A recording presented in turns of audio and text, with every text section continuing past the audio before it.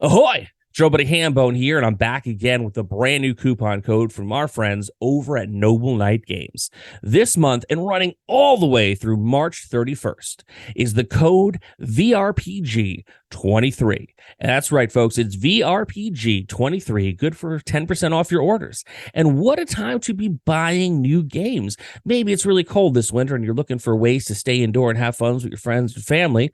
Or maybe you're just looking to fool around and fall in love with a brand new gaming system because, hey, now's the time to pick up something new and give something that you've been thinking about for a little while a chance at the table. VRPG23, good for 10% off all your orders from our friends over at Noble Knight Games.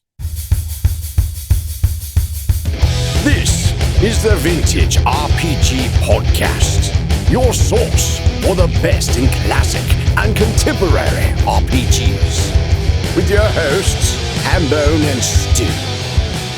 Welcome to the Vintage RPG Podcast, coming at you again from the clubhouse hidden somewhere in the swamps of New Jersey. I'm John Hambone McGuire, and with me, as always, is the founder and publisher of Unwinnable. I asked Stu, is it time to harvest? He said, Hambone, it's still snowing out. Stu Horvath. It was snowing all day yesterday. It was weird because it never accumulated. No, not at all. And there was points when it was like heavily snowing, and I'm like, okay, here it comes. My lower back is not ready for this, and then it never had to get ready for it. Yeah, I literally went, walked to get the kid, and, the sidewalks were dry, even though it was like I couldn't see for all the snow. It was very strange. Yeah, other parts of the area definitely got like snow days and whatever, but around here we got nothing, and I'm glad for it. Stu, what are we talking about today? We're talking about the Call of Cthulhu campaign called A Time to Harvest. Ooh, fun. Yeah. So I was really excited about this. I heard some stuff about it that just kind of like piqued my interest. Basically, when it was in playtest, and I don't generally buy the PDFs when they become available because if I read a PDF, it kind of just goes right out of my head. It was out there for a while, and people were saying really good things about it, and I got excited about it. But I didn't get the book until I got it in the same shipment as the Cults of Cthulhu book. And they both really vied for my attention. I didn't think I was going to love the Cults of Cthulhu book as much as I did, which we discussed on a previous episode. They both sort of vied for my attention simultaneously.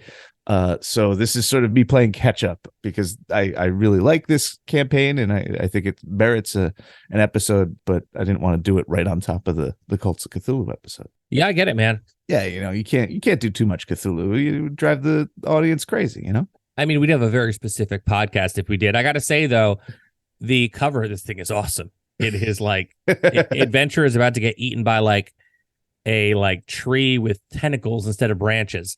And it says A Time to Harvest, Death and Discovery in the Vermont Hills. Now, I've been to Vermont. I've never seen anything like that. So the thing that I really, really love about that cover, I love all of the cover in, broadly, but particularly I like the one lady who's got like the rifle and she's just calmly reloading. Like she's going to take care of her business. And I really appreciate her attitude in the face of whatever they're facing. Yeah, or she's just like, it could go either way. No point rushing at this point, right? Yeah, I'm towards the back.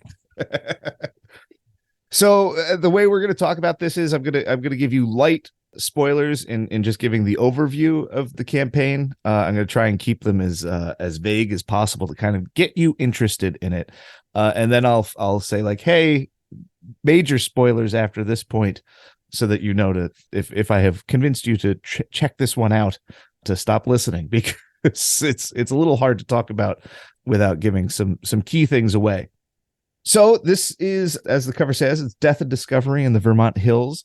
The thing that really got my attention for this is that the campaign frame is you are Miskatonic University students primarily, or associate professors, like low down on the totem pole if you're in the on the academic side of things. But in the main, the players are assumed to be students, and you're going on an expedition into the hills of Vermont in two separate groups. One group is there for a geological survey because there's some mineral company is interested in some interesting mineral rights that are found up there, and they're sort of underwriting that side of the expedition. And then the other team is a bunch of folklorists who are going to take field recordings of oral histories of folklore. I love this frame. It's just so good. Like the Cults of Cthulhu book, I feel like the framing for this was laying there for such a long time before somebody picked it up and put it together. It really seems like a no-duh kind of way to frame an ongoing campaign. It really puts your characters in an interesting position because you don't have the freedom that a regular investigator has, because a regular investigator is an adult with, all the independence that comes with that. There's limitations there, you can't do illegal things, and maybe you have a job that you can get fired from. But like when you're a student, you're really stuck, especially if you're a student on a field trip with chaperones and such. There's more limits on what you can do. And I think that puts interesting constraints on the game and the narrative of the game and how it unfolds. And it's good stuff. It goes places, this campaign. It is primarily set in the hills of Vermont. If you're a reader of Lovecraft, you probably have a pretty good idea about what this is going to get into. I'm going to save that for the after spoilers part. I mean, you kind of know at this point, especially after listening to the show for almost 5 years, you know exactly who you're getting into bed with when you get into bed with Lovecraft. Yeah, this one riffs on a specific story. It's one of his better ones, I think. Certainly one of his less racist ones. I mean, there's like 4 of those. When you're right, you're right.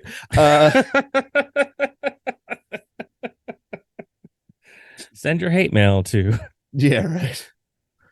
But yeah, so you sort of decamp to this charming Vermont town. Part of the folks go off into the hills to look for rocks, and the other group goes off chatting to people about local folklore. And like, of course, the local folklore is going to lead directly into the plot. Honestly, looking for the rocks is also going to lead directly into the larger plot. And it's so good, Hambone. It's so good.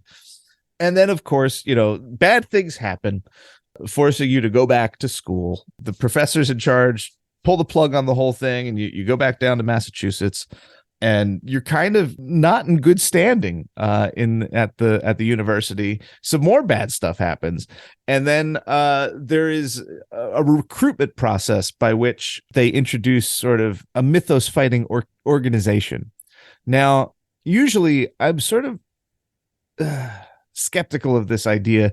It has been attempted in Call of Cthulhu several times. Pagan Publishing actually had a framework for one in The Unspeakable Oath, and the name of it totally escapes me. But the idea is similar, and the idea is just that eventually, with enough people kind of knowing about this stuff, that people with resources are going to try and like explore it in a methodical way. Delta Green is essentially based on this idea too. The risk is that an organization with resources risks unbalancing the horror of the mystery of the mythos, and basically makes the investigators too well equipped. And I think that's a trap that earlier versions of this have fallen into. This one, not so much. This one is very much limited by human misunderstanding and hubris and agendas. It adds a lot of pitfalls and potholes while pretending to over-equip your players. Once they hit the midpoint of the campaign and they get all these resources at their fingertips, they think that they are going to really start kicking butt. But in fact, they have become trapped in this thing that's going to kind of undercut them in new ways, new and interesting ways. And once they get hooked into that, the plot really kind of opens up and the stakes get bigger, and it builds to a really satisfying crescendo. I think that overall, it's interesting. They dual stat these things now for both pulp and regular Call of Cthulhu. And on the one hand, I feel like this is really kind of like intended to be a pulp scenario, but the early parts of the game, when you're just a student, I think it is really effective horror without the pulp framework. There's a chapter at the end that is, they basically say like, don't run this for regular Cthulhu, like this is a pulp epilogue, and that is for sure. But they basically maintain a good balance, I think, between the power levels and the tone. The subject matter is really, you're able to sort of dial that tone in as you need it. My Masks game is sort of like a hybrid of regular and pulp. I've injected some pulp stuff into it, And I think that a similar approach would probably work for a Time to Harvest, where you start off as regular Call of Cthulhu investigators, and then after you hit the point with the organization, you kind of could dial in some pulp talents and stuff to juice the action a little bit. I think that's like super clever dual statting it. I got like two very distinct takeaways from this book so far. One is, man, I dropped out for a lot less. Like nothing was even remotely trying to kill me. But the first time I dropped out of college, I think I just like woke up one day, hungover. Jerry Springer was on. This is how long ago that was. And I just popped it on the TV and I just started watching, and then I just didn't stop till like after Judge Judy. And then suddenly like I failed my math class. And then I was like, well, there's no need to go back. And then like I still have nightmares to this day about like flunking out of college, when I was like, no, you purposefully dropped out with the help of Jerry Springer. Secondly, the dual stat thing I think works great because there is a really fine balance in Cthulhu adventures where horror equals helplessness, and you've got those deep, spooky overtones going on, and you want to keep your players on the edge of their seat, dangling on the edge of a knife at all times. And then there's the part where you have that turn where, it's been my experience where I played Cthulhu and it's suddenly time to kick ass, but you're still kind of with this older rule set, which is purposefully making you like weak and not ready to go into like hero mode. So I think the point where, the players are about to go out and, like the woman on the cover slowly load her rifle to go try to take out this monster tree. I think it's good to have that like shifting gears. Yeah. And you could, and to be able to go back and forth from that, because there is that frailty that I love that appears in these Cthulhu adventures. Yeah, I mean, pulp isn't like, you can dial it up to like Hellboy levels, but you could very, very much not do like weird science and like psychics and stuff like that. So you can maintain a frailty while like making the muscles a little bit bigger. And I think that's cool. I think that's a really good way to balance out an adventure, because look, often in many RPG rule sets, it's either one way or the other way, and there's no half measures. This is a nice blend. I like this. This is a very, very cool idea to me. Big fan. All right. So now, if you're a player, I think that I've given you enough that you can sort of go on the website, check out if this looks cool to you, and then if you want to try and get your GM to run this for you, I think you have enough ammo to know if you're going to like this, if this sounds interesting. Yeah, just stop here, jump ahead to the end, because we got to sell you stuff. Oh, that's true. Go on, Stu. Oh man, yeah, that's the risk of this. Anyway, I guess we're just selling to GMs mainly. So, but if you're a keeper, you can keep listening. I'm going to spoil a couple things for the plot that I think are interesting. Fast forward now, players. Now that we're alone, Time to Harvest is based on, or is really designed as a sequel to the Lovecraft story A Whisperer in the Darkness, which figures the fungi from Yugoth, who occasionally worship the black goat of the woods with 1,000 young. And they sort of live on Yugoth, which is a planet on the outer edges of our solar system, and they mine the Vermont hills. They occasionally take brains from people and put them in cylinders and fly them off to see cosmic sights. Well, I guess perceive them in some new way because they don't have eyeballs. This is actually one of the earliest brain in a jar stories, and from there, there's sort of like a weird subgenre of that in weird fiction. It's interesting because they are not the only threat. There's also a cult of the Goat to the Black Woods with 1,000 young in the town that you're setting up in, and these two evil organizations are conspiring to do different things, and they're sort of both working in each other's shadow. It's hard for me to say which one is the primary antagonist. The title certainly refers to the cult, and they bring a big ending that is it is a little, it pushes into a little bit of uncomfortable territory. The sort of And this is very important, actually. The gist of the cult, their hook is that they're all kids. So if you don't want to have a game where, you know, the investigators are pitted against homicidal children and teenagers, oh, that's not bad. This one might not be good for you. That's not bad. I mean, it veers into the Village of the Damned. When I saw the tree on the cover, I thought when you said it got uncomfortable, the non-consensual tree encounter from Evil Dead. So this is much better. You know, weird kids trying to kill you. Children of the Corn. It's fine. Yeah, I mean, but they do some really messed up stuff, and it just like it honestly, I would generally be like, oh yeah, Children of the Corn, that's fine, you know, but.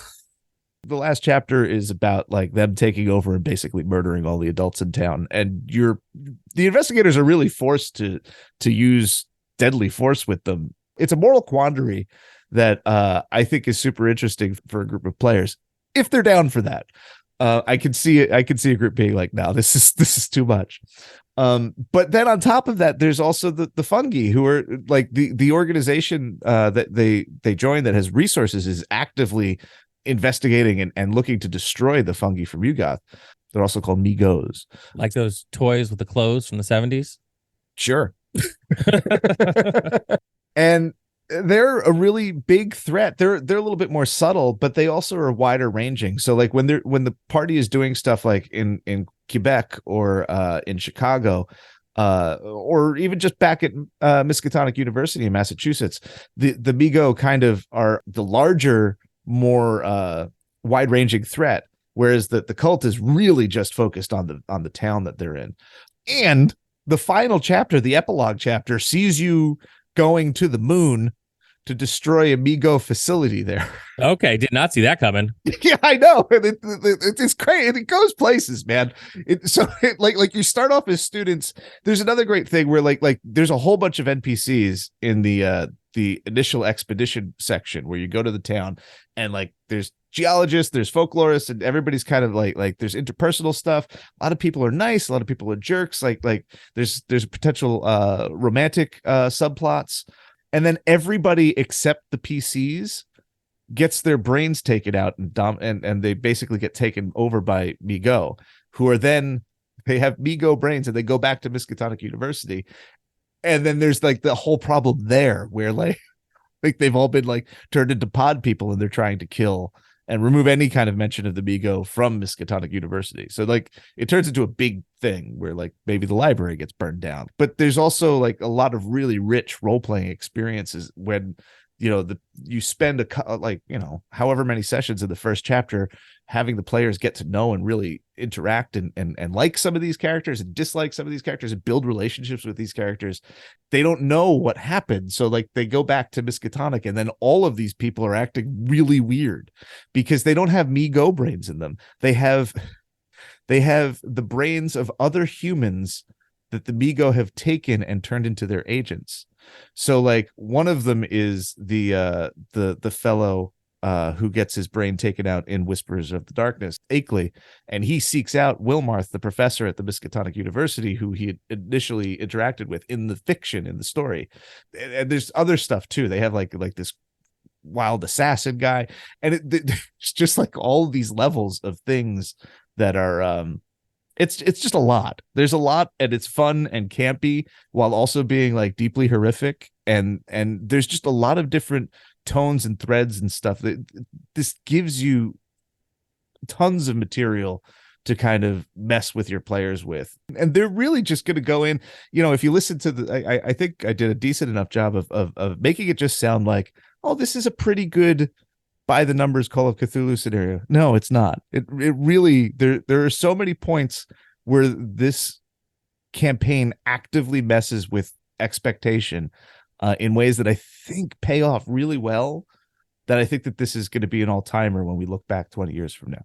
Wow, that is a statement for sure. I mean, it sounds like it goes completely off the rails in the best way, and I love that about it. I'm excited for it. I got to say, you know, I've been really impressed with the the books that Chaosium has been putting out. We talk about Chaosium a lot in this podcast. We love Chaosium. We're not sponsored by Chaosium.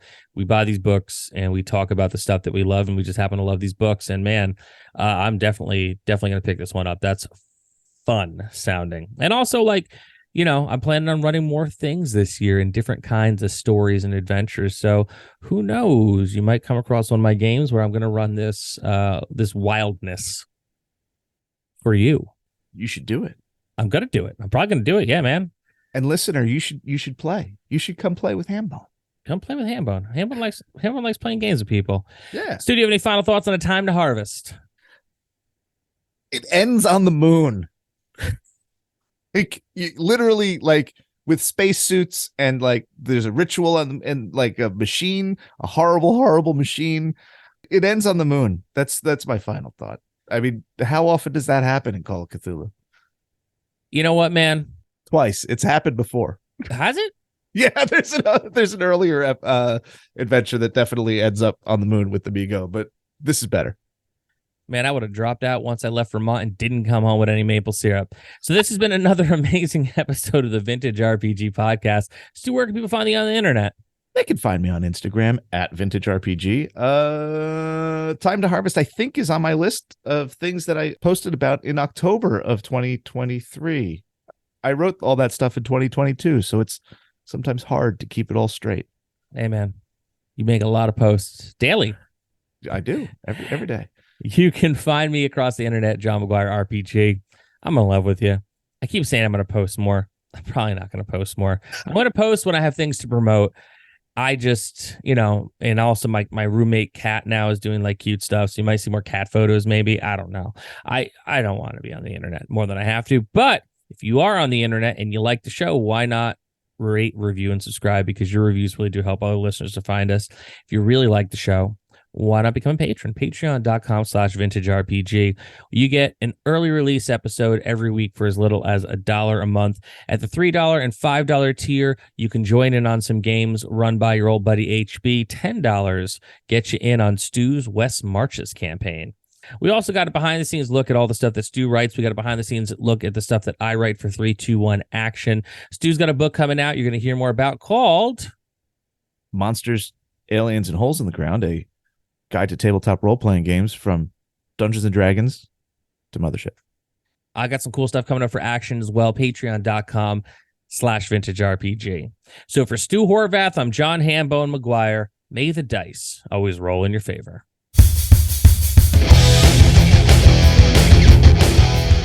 Thanks for listening. Don't forget to like, review, and subscribe to the podcast. Every review helps other listeners to find us. The Vintage RPG Podcast is a ham-fisted production. Music by Dego West. Art by Schaefer Brown. If you like the podcast, you should also consider becoming a patron at patreon.com.